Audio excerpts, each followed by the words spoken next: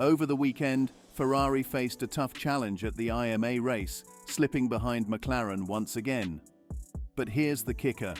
Charles Leclerc just exposed a potential secret lurking in Red Bull and McLaren's performance. Leclerc hinted that their ERS deployment might be the key to their impressive pace. Could it be that they've discovered a hidden performance boost?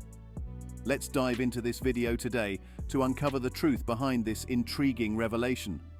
According to Charla Clerk, Ferrari must quickly decipher the unusual energy deployment strategy employed by Red Bull and McLaren to reclaim the podium's top step, provided it adheres to regulations.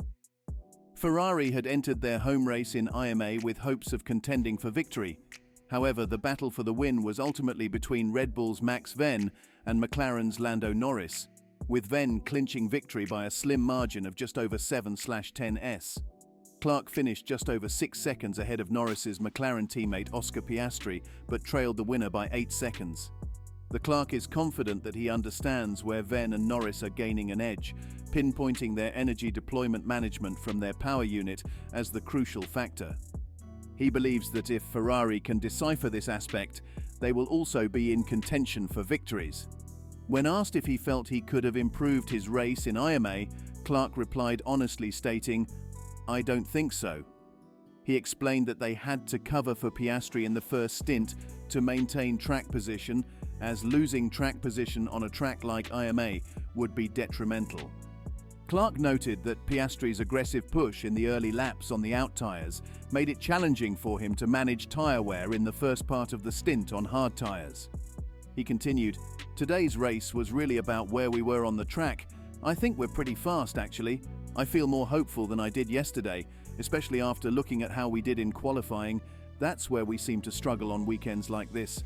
What gives me hope is when I check our data, I thought we were losing time in certain turns, thinking it was because of our tyres, but it turns out we were losing out mostly on the straight parts of the track. McLaren and Red Bull seem to be doing something tricky with their engines, so we need to figure that out. But it's something we can fix, so we'll work on it. Once we do, I think we'll have a good chance of getting back to winning races. I also think our strategy in qualifying for the Formula 1 IMA Grand Prix cost us a better finish. We did well in practice on Friday, but when it came to qualifying, we didn't have the same speed at the start of the lap as the cars in front of us. Our Ferrari was much slower on the straights compared to the McLaren's, and even further behind the Red Bull of Max Verstappen because of a tow he got from another car. I think our final grid positions, 3rd and 4th after Oscar Piastri was penalised, hurt our chances of finishing higher than 3rd, he concluded. Reflecting on qualifying, looking back at yesterday's qualifying session, there's a key moment where they lost our advantage. It seems like our power strategy was a bit different from McLaren and Red Bull, and they lost a lot of ground right at the start of the lap. Max Verstappen also had the benefit of a slipstream, which added to our challenge. Track position is crucial here, especially when the competition is so close. Even a tiny difference can make a big impact. Today's 3rd place finish might have been better if they had a stronger starting position. Is there something unusual about how Red Bull and McLaren are using their energy recovery systems, ERS? Lear seems to think so. It's one of the factors they'll be looking into. If they've found an advantage in this area, it could explain some of our difficulties on the track. Ferrari brought major upgrades for this weekend but didn't see the immediate impact they hoped for. Lear believes it's too early to blame the upgrades, though. He acknowledges that judging their effectiveness is tricky, especially on a demanding track like IMA. There's still more to understand about how these changes will affect our performance in the long run. The team had met its goals with the new bodywork, floor and wings fitted for its home race, Lear noted. He explained, first of all, it's not the best track to judge upgrades. He emphasized that curb riding is such a thing here that if you have a good car on curbs, then that could hide a bit more what is the real order. Despite this, he stated, everything we expected from those upgrades, we had it in terms of data. It did exactly what it was supposed to, which is always good. Following his podium finish at IMA, Lear moved up to 2nd place in the Drivers' Championship, ahead of Max Verstappen's Red Bull teammate, Sergio Perez. Despite finishing 3rd, Lear views the race as disappointing. He said, He will be looking back at a disappointing race, acknowledging that teammate Carlos SS also had a tough Sunday. The Spaniard, who started fourth due to Oscar Piastri's grid penalty, finished fifth, overtaken by the Australian following the pit stop. Sainz initially kept up with teammate Charles Leclerc during the first stint but lost ground as the laps passed. Ferrari chose a different pit stop strategy for both of its drivers in comparison to McLaren, indicating a strategic variation between the two teams. The strategy was largely impacted by George Russell's Mercedes, affecting Ferrari's race plan significantly. Russell's pit stop after 22 laps led to an undercut, allowing Piastri to advance to fourth place. Lear acknowledged, "There certainly wasn't much pace today, making it challenging to maintain positions."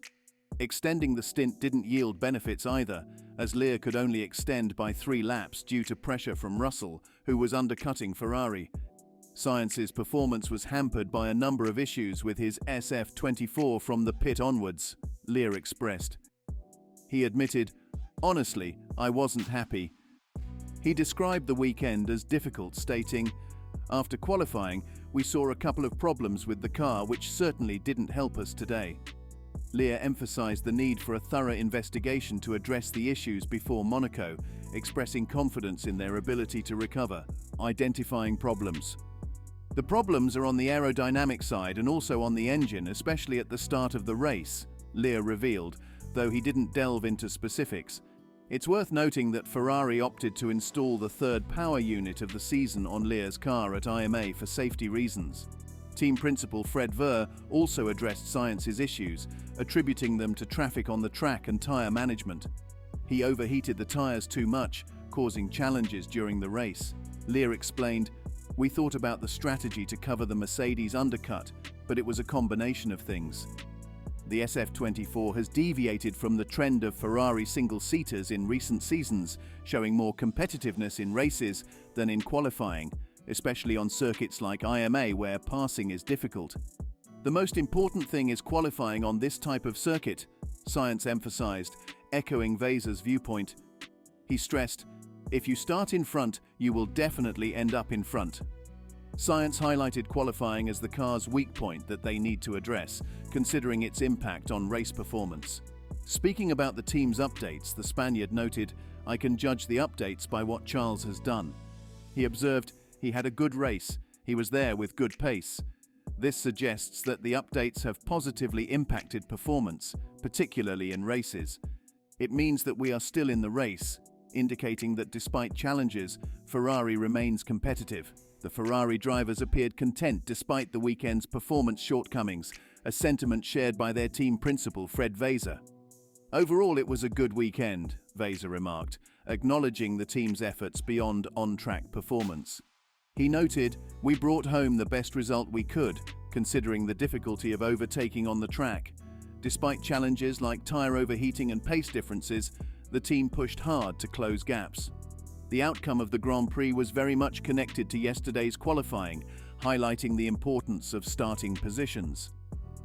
Vaser stressed the need to improve in future races, recognizing the team's enhanced competitiveness during races.